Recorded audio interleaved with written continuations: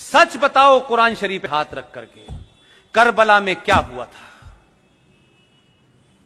अगर यह हिम्मत नहीं है तो हिंदुओं को और सनातनियों को झूठ बोलने के लिए करबला का इस्तेमाल मत करो।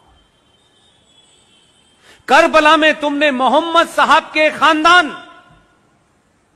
उनके नवासों के नवासे, उनकी हत्याएं करके उनकी गर्दनों को नेजों के ऊपर, नेजों कहते हैं बड़े बड़े त्रिशूलों के ऊपर लेकर के शाम की गलियों में उनकी औरतों को बेराबरू होकर घुमाया था। तुमने ये किया था। तुम किसको बताना चाहते हो? तुम तो न मोहम्मद के सगे हो न उनके खानदान के सगे हो। तुमने तो उनके दामाद को नमाज पढ़ते हुए उनका कत्ल किया। तुमने तो मोहम्मद की बेटी के घर में आग लगाई और जलते दरवाजे में उन्हें मार के दफन कर दिया। तुमने उनके नवासों की गर्दनें काटी। तुम कहते हो कि करबला हमें याद है। तुम करबला के बारे में झूठ बोल रहे हो। आज ये ताकतें कौन हैं? ये वही ताकतें हैं जिन्होंने मोहम्मद के खानदान को मारा। इसलिए अबू बकर से लेकर के अल बगदादी तक एक ही सोच है। जो मोहम्मद के नहीं हुए वो हिंदुस्तान के कैसे हो सकते हैं? जो उनके नवासों के नहीं हुए उसके कैसे हो सकते हैं?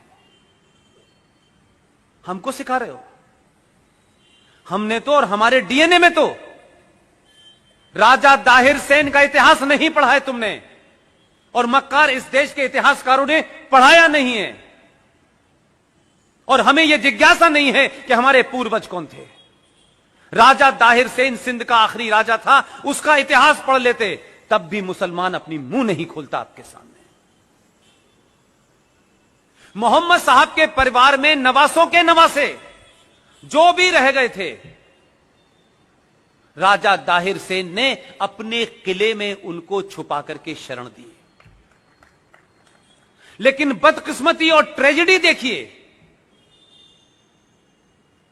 कि कासिम जो चला था वहां से, पूरा नाम उसका क्या है? मोहम्मद बिन कासिम।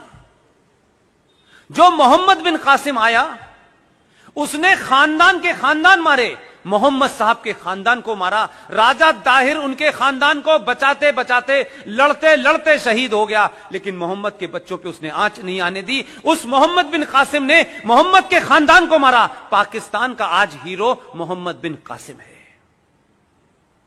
कहां के मुसलमानों हो और किस जगह के मुसलमानों हो, हमारे मुसलमान होने पे मुझे शक है।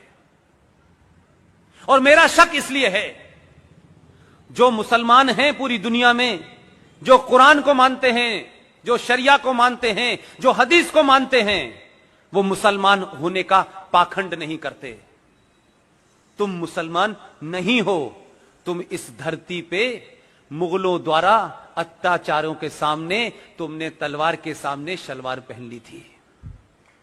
तुम कन्वर्टेड हो, इसलिए तुम मोहम्मद के बारे में नहीं जानते। लेकिन हिंदुस्तान में पॉलिटिकली मुसलमान होना एक फायदे का सौदा है। सत्ताएं डरती हैं, लोग डरते हैं, समाज डरते हैं, नाजायज मांगों को लोग मान लेते हैं। इसलिए तुम असली मुसलमान नहीं हो, तुम कन्वर्टेड मुसलमान।